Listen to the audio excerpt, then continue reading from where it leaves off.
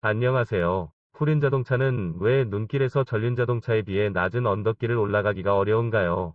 전륜 구동차와 후륜 구동차의 구동력이 어떻게 차량에 작용하는지 역학적 원리를 보려고 합니다. 급가속을 하는 레이싱카는 후륜 구동이 추진력이 좋아서 더 유리하다고 합니다. 후륜 구동이 추진력이 좋은데 왜 눈길에서 약한 이유가 무엇인지, 엔진이 앞쪽에 있어서 무게중심이 앞쪽에 있기 때문에 뒷바퀴에 걸리는 하중이 작아서 눈길에서 불리하다고 합니다. 그러면 뒷바퀴 하중이 작은데 왜 추진력은 좋은지, 과연 정말로 그런지 역학적으로 분석해 보겠습니다. 먼저 마찰력에 대해 쉽게 이해하기 위해 자전거를 보겠습니다. 뒷바퀴가 바닥에 닿지 않은 상태에서 페달을 밟아서 뒷바퀴를 돌리면 자전거는 제자리에서 바퀴만 회전합니다. 이때 바퀴에 걸리는 힘은 회전력, 즉 토크입니다. 회전하고 있는 바퀴를 멈추게 하려고 바퀴를 잡으면 어떤 방향으로 힘을 줘야 할까요? 회전 방향의 반대 방향으로 힘을 주어 잡아야 합니다. 자, 이제 회전하는 바퀴를 바닥에 내려놓으려고 합니다. 땅에 닿기 직전 바퀴에 작용하는 힘이 어떻게 작용하는지 토크를 힘으로 표시하면 이렇게 서로 반대되는 힘이 평형을 유지하면서 축을 중심으로 바퀴가 회전만 하고 있습니다. 회전하는 바퀴가 땅에 닿는 순간 땅은 회전의 반대 방향으로 저항력으로 작용합니다. 즉, 마찰력입니다. 마찰력은 아래쪽 힘과 상쇄되고 위에 남은 힘은 자전거를 앞으로 나아가게 하는 추진력으로 바퀴에 작용합니다. 더 큰 토크로 바퀴를 돌리면 힘의 크기가 커지고 마찰력도 커집니다. 만약 마찰력이 회전력보다 작으면 바퀴와 땅 사이에 슬립이 발생합니다. 여기서 중요한 점이 있습니다. 결국 추진력은 마찰력의 크기와 같습니다. 아무리 큰 토크로 바퀴를 돌려도 마찰력보다 크면 슬립만 발생하고 추진력은 증가하지 않습니다. 여기서 바퀴가 슬립 없이 땅을 박차고 나가는 힘을 트랙션 포스라고도 합니다. 레이싱카나 슈퍼카는 엄청난 파워를 내는 엔진을 갖고 있는데요. 아무리 큰 토크를 발휘해도 바퀴가 슬립으로 헛돌기만 하면 아무 소용이 없습니다. 트랙션을 증가하기 위해서는 마찰력을 증가시켜야 합니다. 마찰력은 표면 마찰 계수와 표면의 수직한 하중에 비례합니다. 마찰 계수는 타이어 표면과 도로 노면의 특성에 좌우됩니다. 바퀴에 닿는 바닥의 수직 하중을 증가하면 마찰력이 증가함을 알고 있습니다. 자, 이제 앞 바퀴는 어떤 힘이 작용하는지 보겠습니다. 뒷바퀴에서 발생한 추진력으로 인해 앞바퀴의 축이 앞쪽으로 나아갑니다. 그런데 앞바퀴가 바닥에 닿아 있지 않다면 앞바퀴는 회전도 하지 않고 아무 변화가 없습니다. 바퀴가 바닥이 닿아 있어야 바퀴가 회전하므로 바닥이 바퀴를 회전하도록 잡아당기는 것입니다. 그러니 앞바퀴의 마찰력은 방향이 뒤쪽으로 발생합니다. 자전거가 앞으로 나아가려면 뒷바퀴의 트랙션 포스가 앞바퀴에 걸리는 마찰력보다 커야 합니다. 그러니 앞바퀴에 걸리는 마찰력은 작을수록 추진력이 향상됩니다.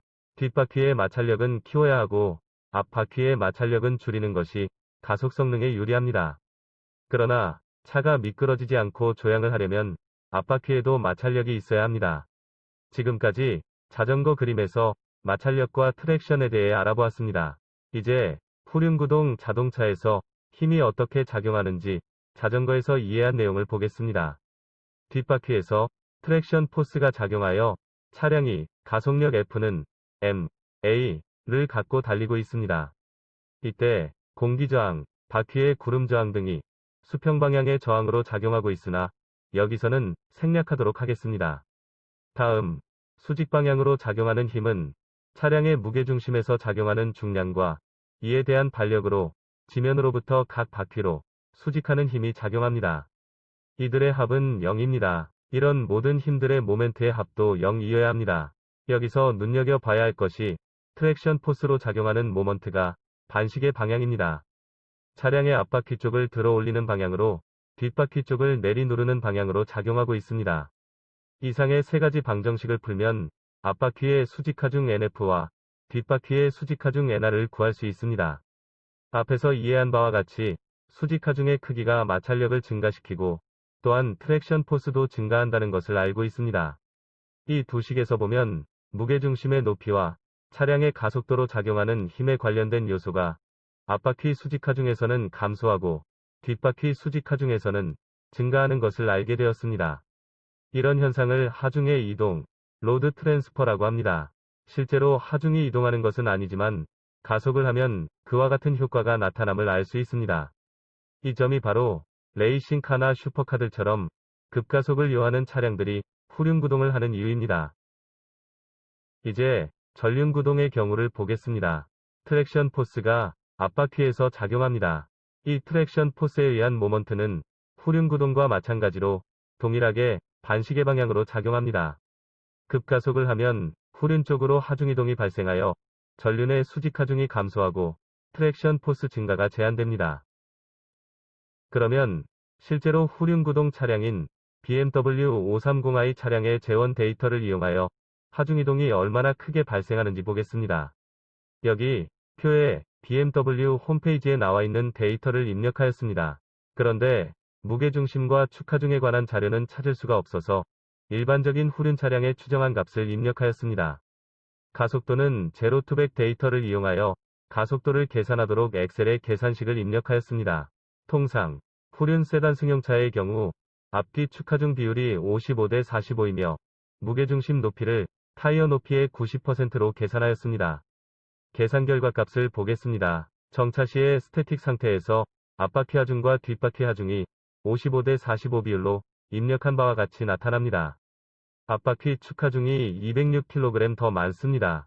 그러면 제로 투백 6.1초가 나오는 급가속 주행을 하는 경우 계산 결과를 보겠습니다. 정차 시와 달리 뒷바퀴가 177kg 더 무겁습니다. 뒷바퀴 축하중이 더 증가하여 하중의 이동이 발생함을 볼 수 있습니다.